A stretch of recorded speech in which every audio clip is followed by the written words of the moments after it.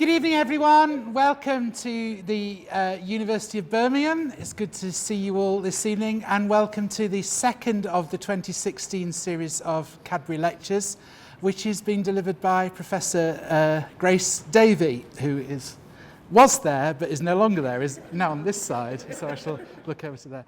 So have you ever chaired a session where the speaker isn't there and thought, okay, where is she? But at least she's there as opposed to there, so that's something. I can't begin to match the erudition and eloquence of my colleague, Professor Nick Adams, from Tuesday in his introduction, so I'll not attempt to do that, other than to mention Grace is one of the leading sociologists of religion in the country, if not the world. I said to her yesterday in introducing her to a group of school children, she was far and away the most important sociologist of religion that had ever lived, and she kind of humphed in the background as if to say that's a slight exaggeration. I'm not so sure it is. We've got some eminent sociologists of religion in the room tonight, but she's amongst the most eminent of them that have ever been. So it's a great honour and privilege for us to have her with us for this 2 weeks. She is Professor Emerita in the Sociology of Religion at the University of Exeter, having completed her undergrad work there in sociology and a doctorate from LSE as well after that. She taught at Liverpool and at Exeter and headed up the Centre for European Studies there. Was very actively involved in the sociology department and now is working in an emeritus role in the Department of Theology there at Exeter. She is very well known to many of you through her work, through her ideas, and it was a really excellent evening on Tuesday to hear some of those ideas propounded to us once again and updated and reapplied to the changing context that we find ourselves in. And I'm sure it's going to be an equally provocative and enjoyable evening as we start to turn our attention to the metropolis tonight. So it's my great pleasure to introduce Professor Grace Davey for her second lecture, Rethinking the Metropolis, the Unexpected Can and Does Happen. Please welcome Grace this evening. Thank you, Andrew. Thank you, everybody who's made these lectures possible. Thank you to you who've come back. That's the really killer. You know, you do the first lecture and you think, well, are they going to come back? It's great to see you. I know not everybody can make every one, but that's lovely.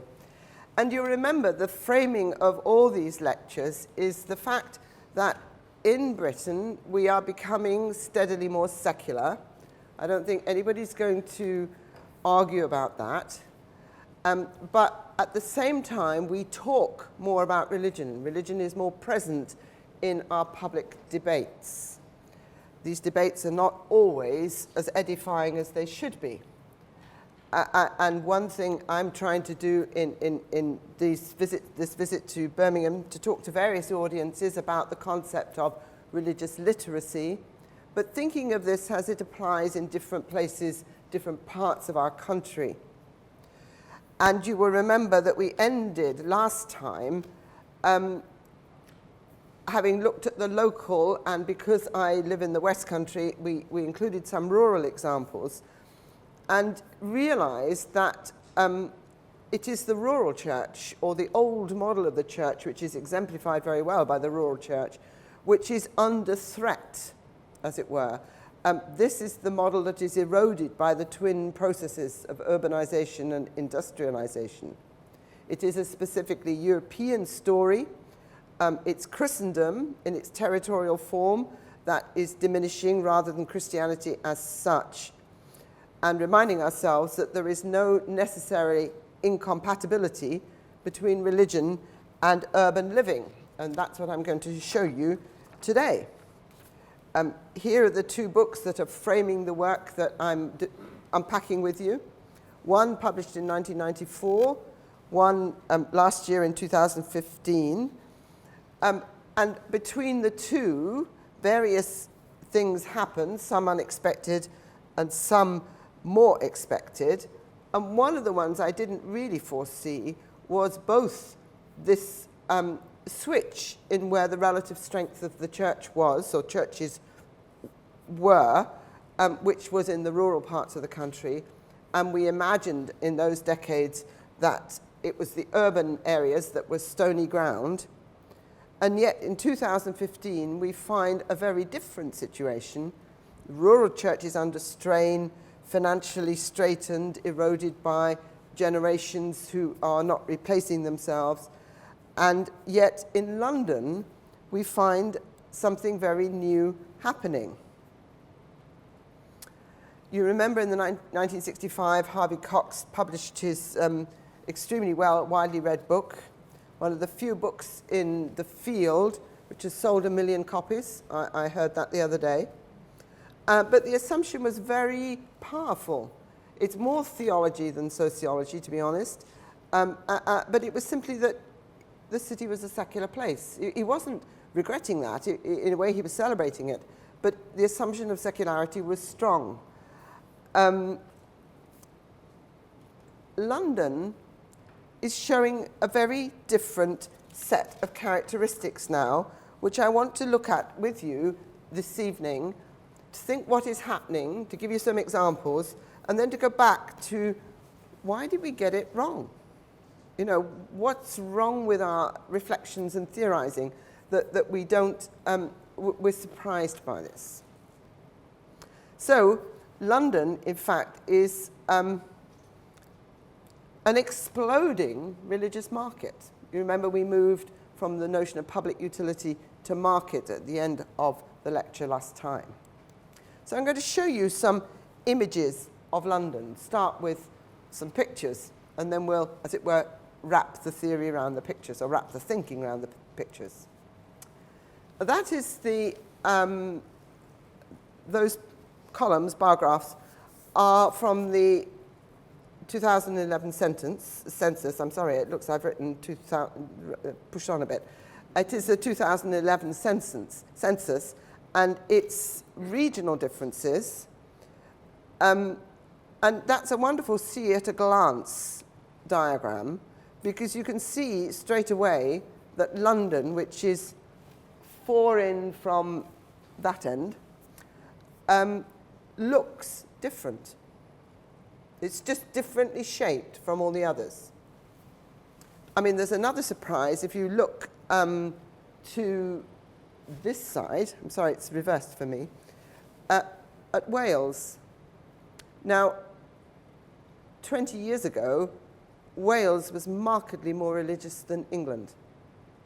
Scotland even more so. Scotland's on a separate set of, had a different census, so it's not included in this material. Wales now has the largest number of people with no religion, or saying they have no religious affiliation. That all came out, as it were, that shouldn't be. If you're reading the sociological trends as we thought they would be in the late 20th century, all that's wrong. So we've got to come to terms with something we didn't expect. Look at the West Midlands, which is more or less bang in the middle, which is where Birmingham is. And I did look at the figures for Birmingham itself. If you took Birmingham, as it were, out of the West Midlands, you would get something that looks much more like London, but your bits at the top, which are Muslim and other, would be much, much more Muslim. The striking thing about Birmingham would be relatively low number of people with no religion, about the same as London in terms of Christianity, and a very substantial group of people who claim to be, or say on a census that they are Muslim. There are, of course, Hindus and Sikhs as well, Buddhists, but they are not as noticeable as they are in London. But you've got a similar pattern, and I suspect for similar reasons. But you immediately are going to ask questions, particularly if you were trained when I was, because you would expect the urban to be the tricky place, and what you're finding is the numbers of people with no religion are often around smaller university towns. I mean, Norwich is a good example. Norwich, I think, is the least religious place in the country. I mean, taking a lot of assumptions about how accurate the census is and what exactly the census is asking, which we're not going to deal with this afternoon. But the Northwest and the West Midlands, and up to a point the Northeast, which traditionally in church planning or in thinking about religion you would regard as tough assignments, relatively few people say they have no religion, and you get large numbers of people still at least nominally Christian. It's changing all the time, but that's where I begin. That's my first picture. Here's my second. 2 iconic buildings. One of the things that I'm trying to show you is of the more successful, in quotation marks, forms of religion in modern Britain, notably cathedrals and certain kinds of charismatic evangelical churches and migrant churches, London is well supplied. Broadly speaking, you could say St. Paul's is the cathedral for London, and Westminster is, as it were, the national shrine, if you like. So they fulfill different roles. They are both very busy places. Huge numbers of visitors and worshippers and throughput. Think of this. Do you remember this? This is, it's now unbelievably 5 years ago, 4 or 5 years ago anyway, and this is Occupy London, who the anti-capitalist movement, not strictly speaking a religious movement, who were not allowed to protest on the stock exchange, unsurprisingly. And so they go to St. Paul's instead, which turned out to be, from their point of view, a very, very positive move. Because St. Paul's was not just anywhere. And I rather like this. We apologise for inconvenience during essential global improvement works. I mean, that's rather nice. And I do remember when the debate hotted up, and people who had sufficient Christian or religious literacy to pick it up began saying, what would Jesus have done? Or what would Jesus do in these circumstances? Who would get thrown out of where? And you remember the sequel, as far as the Church of England is concerned, is not a good one. One of the canons, the cathedral is closed on health and safety grounds. One of the canons resigns, and eventually the dean resigns. 2 very fine clergy people, clergymen are, as it were, out of a job, or at least I'm sure they've both been re-employed. But it wasn't a good handling of the case. But in terms of the kind of thing I was trying to talk to you about last time, this is the public utility. St. Paul's is there for us, and we take no notice of it whatsoever. But as soon as St. Paul's was shut, out come the headlines saying St. Paul's has never been shut since the Second World War. We can't go into St. Paul's anymore, and this is dreadful. I mean, it was difficult in terms of finance for the cathedral, because they would have lost a lot of people who paid to go in. But it was as if we were all standing in a line waiting to go into this building, and only when it is denied, when it is closed, do we take notice of it. It was huge. It was headlines. And it's the kind of thing that goes on in London. But why did they go to St. Paul's? Good move. Successful churches. There are dozens of them in London. The top one is Holy Trinity Brompton. And we'll hear a wee bit more of that in a bit. Because I think an offshoot of that has come to Birmingham. Is that right? Yes, watch this space. And I'll also tell you a little bit more about it in the context of something the Bishop of London said. But like it, or maybe it's not your style, it is hugely successful. You just have to go with that. Home of Alpha, which again has made a massive impact. Underneath are really nice expressions of people who are coming in from outside Britain, deeply Christian, thoroughly Christian, but their expression of Christianity is a little bit different from, if you like, certainly the norm in Exeter or Southwest. And when I think of this story, the people coming into this country, and you go back to the beginnings in the 50s and the Windrush, and the sadness that I feel when this kind of, as it were, revival comes to this country and we reject it. I mean, it's like you pray for revival, it comes, and you say, that's not what I meant. And we really do need to recognize, of course, that more than half of the active Christians in London are of an ethnic origin. I mean, that's a hugely striking statistic. How dominated the churches are by those who come from a non-white background. And in London, of course, you have the most amazing variety of ethnic groups, but also language groups. The churches of all persuasions are offering worship in their own language. Right through the Catholic churches, I mean, there's enormous variety and examples.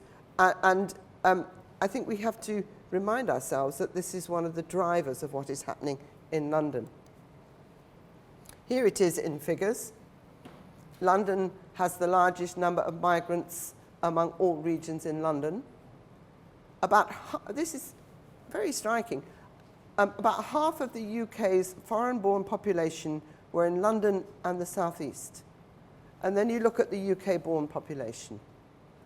Churches are growing where there are people coming in. In a minute, we'll come to the other faith communities, which are equally important. But at the moment, Christian churches grow when they're fueled, fed from outside.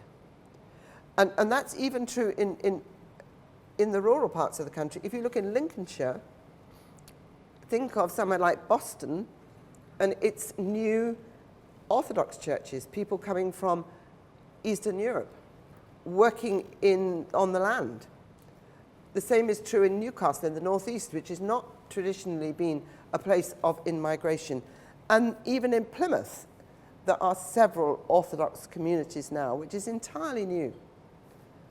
And Plymouth is not an easy place to work if you're in the churches. But here too, in London, of course, are enormous numbers of people from other faiths. And what I really want to stress this afternoon is to say that it's not new. London has always been a place that attracts outsiders.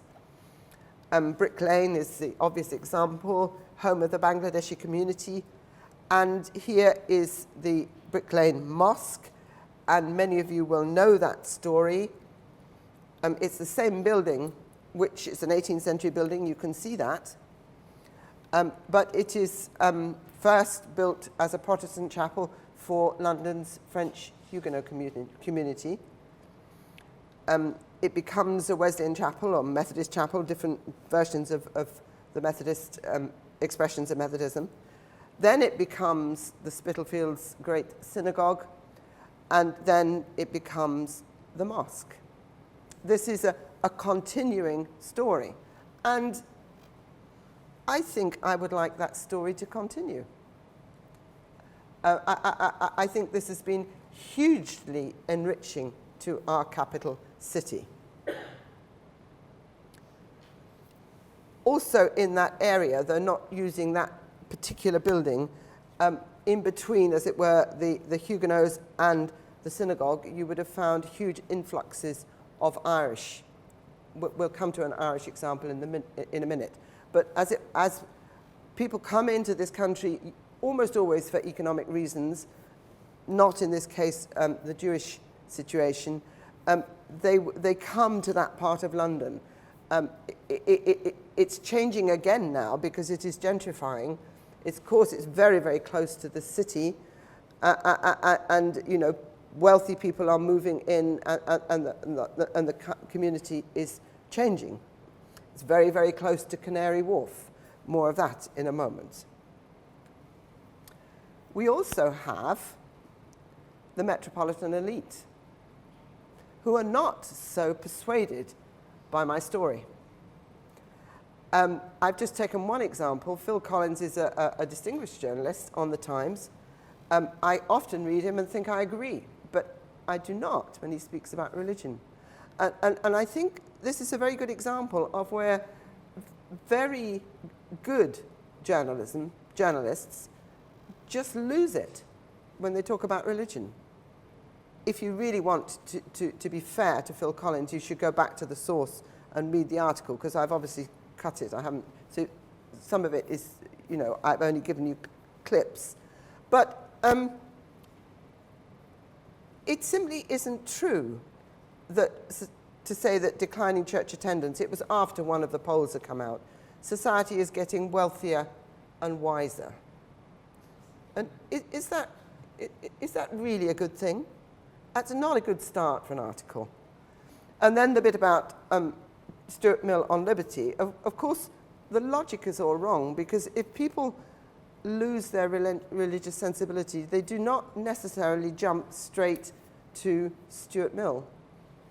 There's a big gap there, and lots of very negative things can happen in that, not necessarily, but can happen. And just, if you weren't here the other day, what I did note when we were talking about smaller places and localities is that the local media are, of course, much more generous and friendly to religion. They know it on a local basis, and they are often very ready to commend the efforts of religious communities, faith communities of different kinds, and can be extremely supportive, often because of personal contact and personal relations. But I think the metropolitan elite is reacting to the re-emergence of religion in public life. I mean, you can have its very aggressive edge, which is new atheism. But I do see that as reactive. And the interesting thing about new atheism is not what it says, it's the number of books they sell. And that requires an explanation, because they sell in millions. Is it capturing an emerging mood? Who are buying these books? I think we need a very careful study of that. It would be an extremely interesting thing to do. Now I turn to a slightly different source. This is a lecture by the Bishop of London. It's online, it's very easy to find. It was given at the invitation of the Archbishop at Lambeth in November 2015. So you can see it's what he's doing, what the Bishop of London is doing, Richard Chowter is doing, is looking back over the 25 years of his tenure of the office. And so it's a kind of summation. Now the title is interesting. I didn't think Bishops of London would write about this kind of thing, but New Fire in London is making a statement. And he starts by saying, between 1975 and 2000, the decline in active membership in the Church of England, which was evident, was mirrored, not only mirrored, but exaggerated in London. In other words, you know, what everybody else does, London does better. And when you have decline on that scale, you have associated financial difficulties. This is part of the story. But, he shows in his lecture, in the 1990s, things begin to change. The thing begins to tilt upwards. And there are two sources you can use to explore this. One is the material internal to the Diocese of London, which is primarily what this lecture is about. And you see the figures going up, and they've tracked them. There's a whole set of reports, and they play with the title Capital Vision, or Vision for the Capital. And they're quite easy to find on the Diocese of London website. But then there's also Peter Brierley's work, or Brierley, whichever you want, which is the London Census, and that's a year or two ago, which covers far wider numbers of, it's not only Christian, it's beyond. And again, the evidence is quite convincing. In fact, it's very convincing. And some, you know, again, I think we need to remember this is not rolling back secularization. It's the influence of globalization on London. I'll pick that point up again at the end. The bishop, in his account, talks about vision, leadership, money, structures, organization, attitudes. And there's a kind of linking thread in the lecture. It's not, oh dear, which is what you hear an awful lot in some of the dioceses which are really having a hard time. And if something's coming to an end or something is no longer viable, you sort of say, oh dear.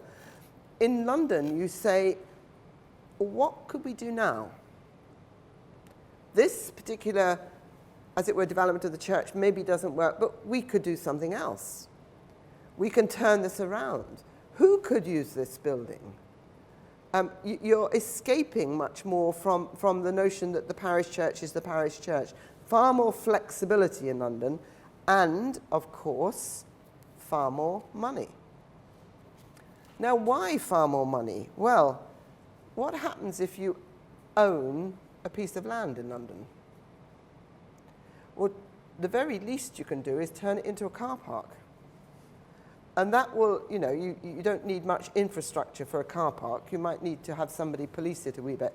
You can earn yourself tens of thousands of pounds from a car park. And you can turn that into a salary. I talked to somebody who was running a church in Islington. In a previous generation, the church hall or church centre had been equipped with a flat for the caretaker.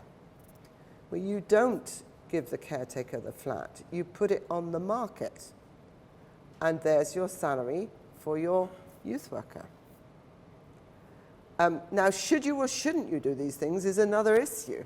But you can make money. So you have far fewer merged parishes or people working in two places. There's far more people with a single parish. The staffing issues are very different. And the bishop gives us this example of what could we do here. I mean, there are other examples. I've just picked a couple. St Ethelburga's in Bishopsgate. It's an old church. It was almost completely destroyed by the IRA bomb in 1993. Some of you will remember that. I can. It had, he notes, survived the fire of London, and it had survived the Blitz. So the bishop was blowed if he was going to let the IRA get it. It was close to closure. I'll show you the picture of the bomb site. And it's turned right around, now used as a centre for reconciliation and peace. It's a very unique space for dialogue and encounter, big emphasis on younger people, training and all the dialogue facilitation, conflict resilience, all that kind of thing. Of course, turning the discourse around from the fact that it very nearly ended because of violence. Lots on conflict resolution and arts and music. Here are its pictures. That's 1993. And this is, as it were, what grows out of it. Obviously, extensive fundraising. Again, that is a lot easier. Lots of ability in an area of the city where there's a lot of money. That one was turned around. Here's a completely different example. I don't know so much about this London Citizens, but I think it's a place to look. You probably know it's the beginning of Citizens UK now. It's expanded from the London beginning, based on the model of community organising inaugurated by Saul Alinsky, who is primarily working in the interwar period in Chicago. And it all got a new kind of flush of enthusiasm because, of course, this aspect of Chicago is Barack Obama's background. This is where he was schooled. So it all came back to our attention then. And the point of it is it's a diverse an alliance of civil society institutions bringing together faith-based, labour, educational and community-based organisations. It's right across the board. Now, this counting below, I have to tell you, was done by John Wolfe. I'm sure you know John Wolfe, a fine historian of religion who's worked a great deal on London. He did a wonderful project. It was the OU and people at King's, linked with the diocese and linked with Lambeth Library, which is the primary deposit of documents for the London diocese. And it was called Learning from History. And one of the things that you can see in London is the patterns repeat. And I love that project. I was sitting on a group of reference for them, and I learned a huge amount. And John is still very interested in London. And he looked at the London Citizens website and found the 212 people involved in this and demonstrates clearly that they are disproportionately of a faith background. To be noted, I think.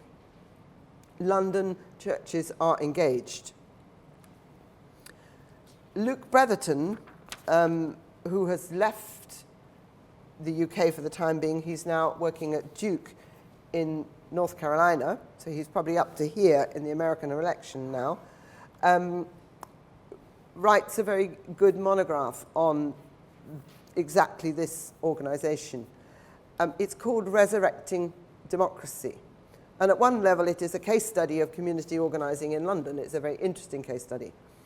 But at another, it's a very innovative account of the relationship between religious diversity, democratic citizenship, and economic and political accountability. You're looking at faith, you're looking at citizenship, and you're looking at money, the market and the state and the community. Some of those ideas were coming up in what we said about welfare last time. But what you're seeing here is, I keep this reimagining, new ways of thinking. You don't go on doing what you've always done.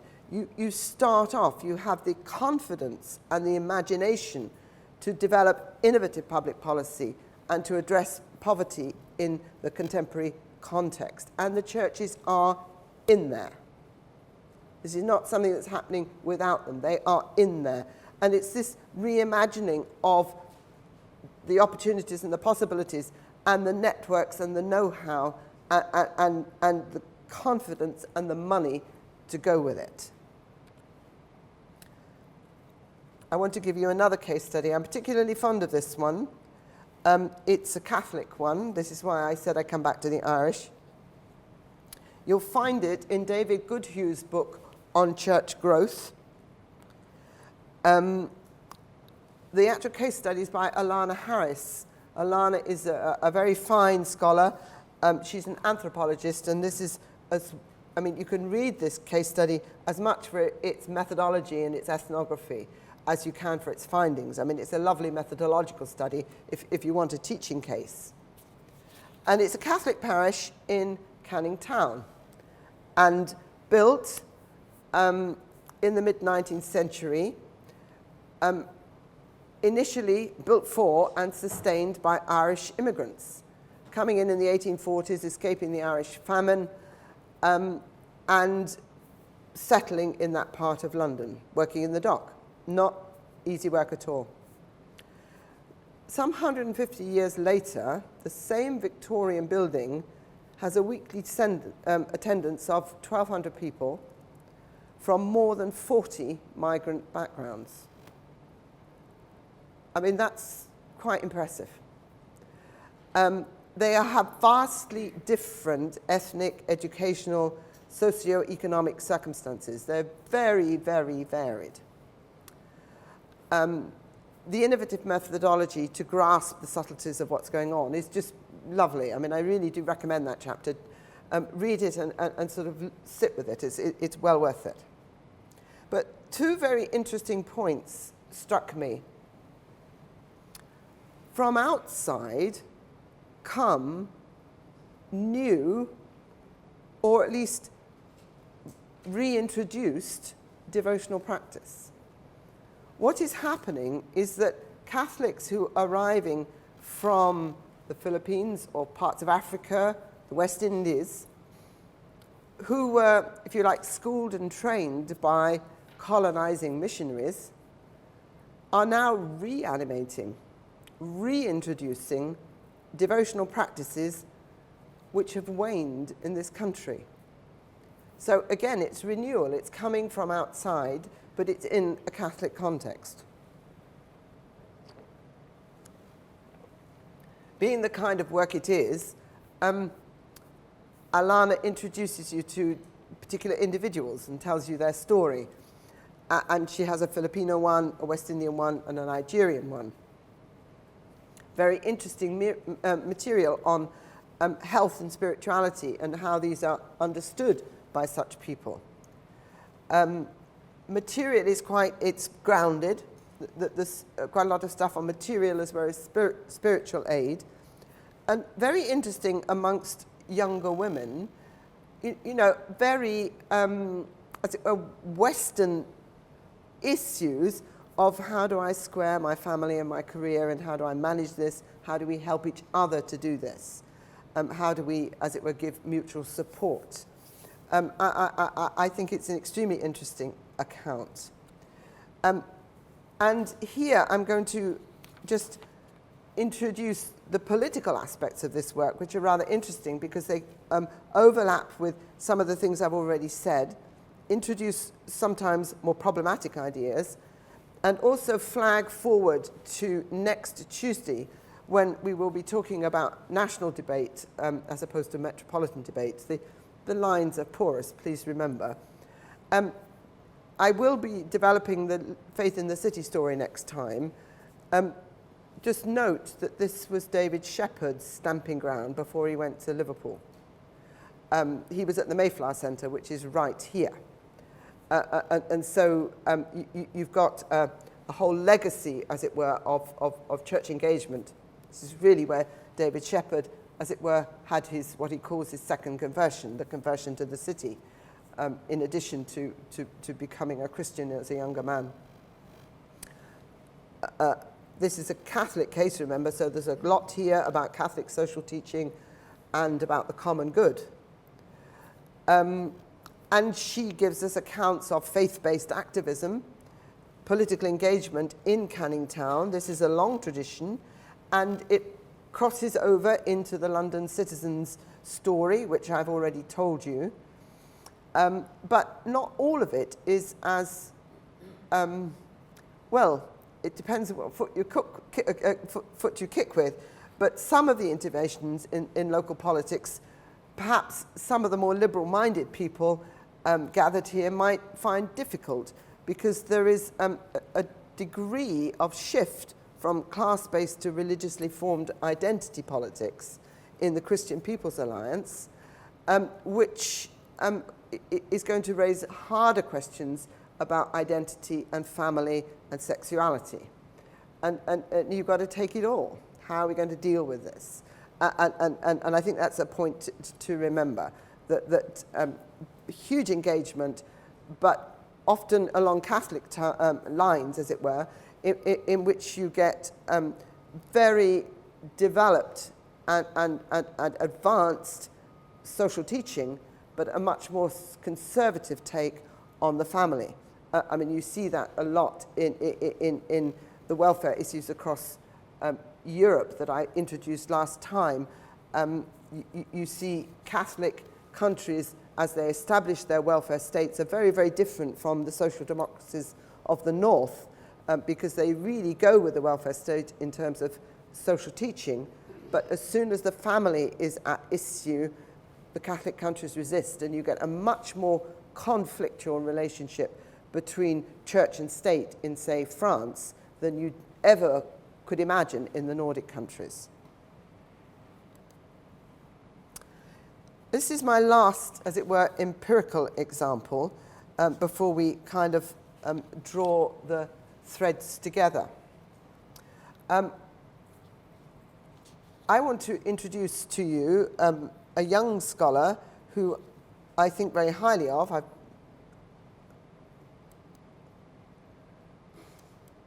sorry, I'm going the wrong way. Why has that happened? I took his name off too soon. I wanted to draw your attention to it. Daniel de Hannes. I've known Dan for a long time now. I met him when he was a PhD student in London doing fieldwork, although he is an American, and he was at the University of North Carolina, where he did his PhD. But he worked in London, and he did a very close analysis of the lives of young British Jamaicans, mostly Christian, in Brixton, and British Bangladeshis who were predominantly Muslim and in the East End. And Dan was really engaged with what kind of citizens are emerging in the second generation and how are they politically mobilized. And he looks very carefully at these two groups. What he finds are markedly different modes of engagement. And then what are the implications of these findings for integration and multiculturalism? And it's again, the detail matters. It's not one size fits all. I've picked out different levels to try and get a kind of analysis on these questions. But he, as it were, shows us that two migrant groups in London in their second generation, all kinds of factors need to be taken into account if we're to understand how the younger groups engage politically. The book will be out in June. What he finds is the Muslim community in the East End have a much stronger sense of identity and reaction against culture. And for good or ill, this is fertile ground for political mobilization. Whereas the various forces at work in Brixton are rather different amongst mostly Pentecostals. They don't consolidate into a single thread or trend. I did, however, this is not in his book, but I did think of, it recalled for me something that I found very, very striking, which happened around the time of the London Olympics. You will remember that it was a very close call on the Olympics. Nobody knew whether it was going to be London or Paris. And apparently one of the things that really swayed it in London's favour was the fact that a number of people went from the East End, went from London to, I don't imagine they lobbied, but maybe they were invited to speak, to say what they thought was going to be the long-term development of the Olympic Park and what they might get out of it. That they were the local residents, and this is, as it were, they were given input into this decision. And this apparently was very persuasive. As the Olympics started, they re-interviewed a number of these young people because they had, of course, made the decision in 2005. You remember it was announced right before 7/7, the day before 7/7. Do you remember that juxtaposition of events? And they did a series of interviews, of sort of 15-minute interviews with these people through the fortnight of the Olympics. You went, now what do you think? You know, they were older by then, they were in their 20s. I listened to this. This is not evidence, it's too serendipitous, but one of the most striking things that a number of them said, mostly young Afro-Caribbeans, I was raised in a Pentecostal church. I was raised in a Christian community. That was the defining thing of my life. That gave me focus.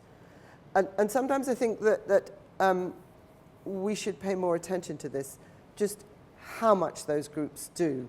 That's not in Dan's book, but I really do commend him for looking at these two groups and, as it were, isolating the factors that we ought to pay attention to. The role of religious institutions in cultivating civic ideals, the role of religious identification in collective action, and the way it works out differently in different places. This is not one size fits all. This is careful, empirical, detailed analysis, and I really do commend the book when it comes out.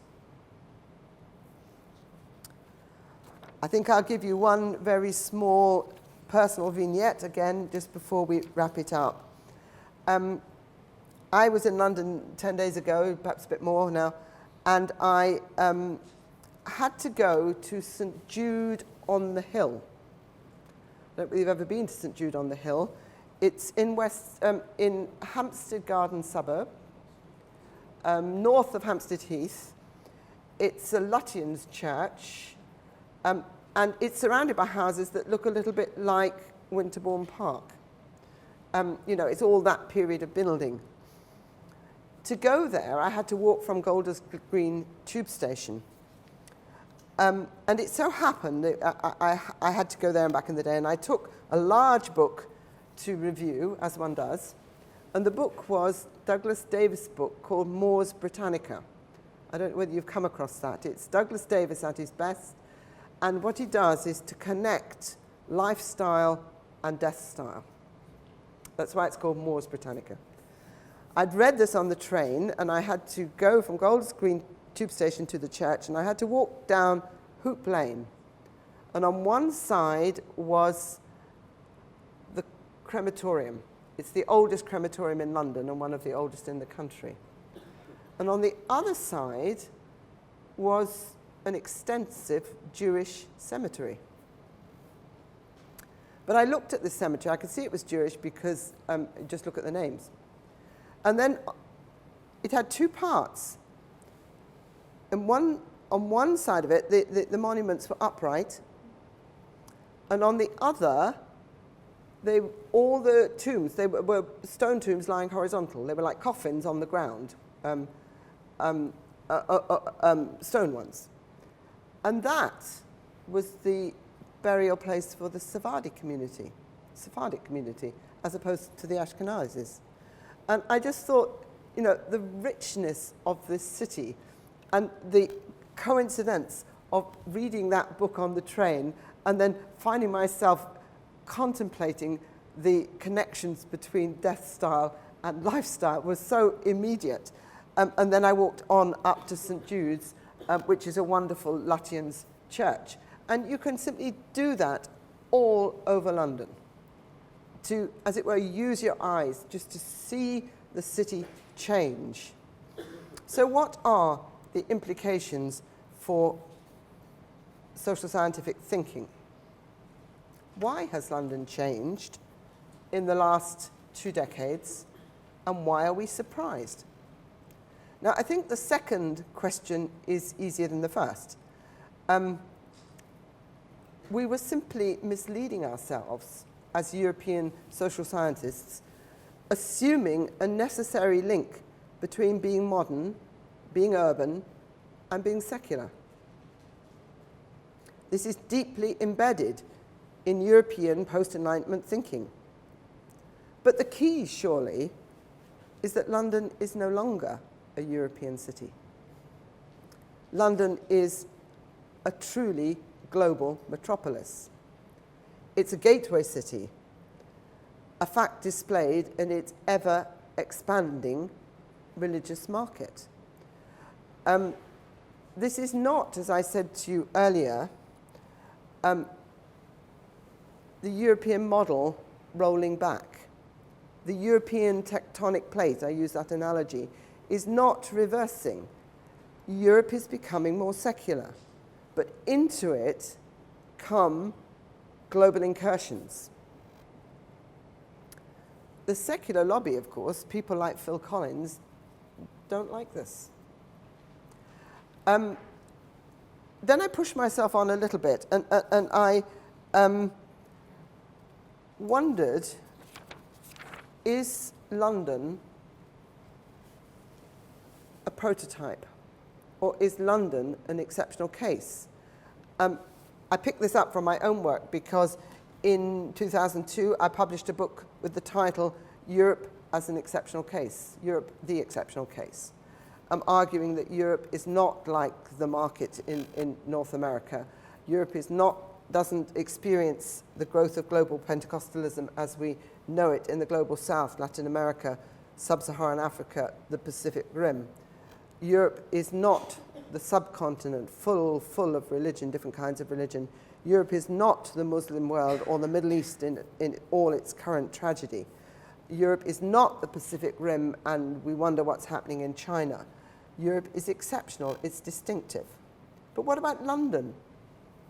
Is London a sign of how the rest of the UK might be? Or is London an exceptional case in the UK context? Might other cities, regions follow suit? Late 20th century London was a beacon of secularity. That's what the Bishop of London told us. Whatever UK did, London did more of it. But early 21st century London might be a foretaste of a rather different future, or not. I really am not sure which of those will happen.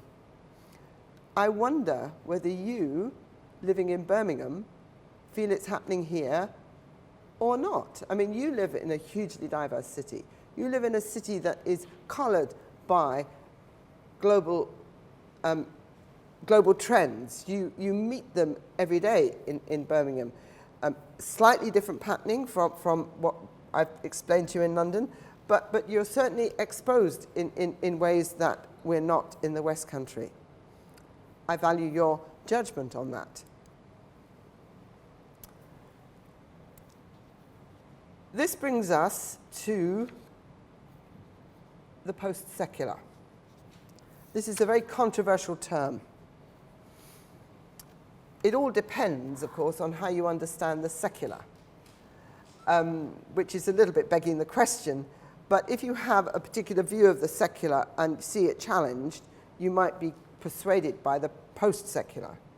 But if you have a notion of the secular which means that the story just continues to unfold, you are simply getting to a new stage in, as it were, the evolution of relationship between religion and secularity. But the one thing I would contend is that the situation is definitely shifting, markedly in London, right across the faith communities and penetrating even the established church. And we do need a vocabulary, a conceptual vocabulary to describe what is happening. And at this point, I think the post-secular has merit. Funnily enough, this varies between disciplines. The sociologists get very worked up about it and say it's not helpful. The geographers say, oh, for goodness sake, it is post-secular.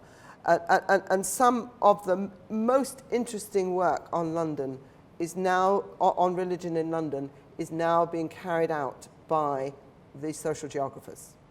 Space is hugely important in their analyses. There's groups at UCL, and they've worked on long-term on the East End, but all over London. And I find this a very, very interesting turn in the disciplines as the human geographers pick up the story of religion.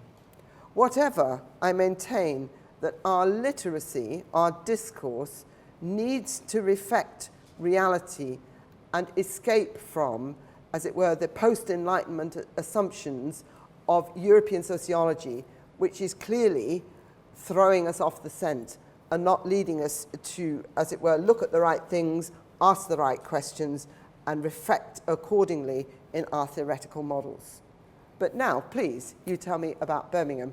But first, thank you so much for listening.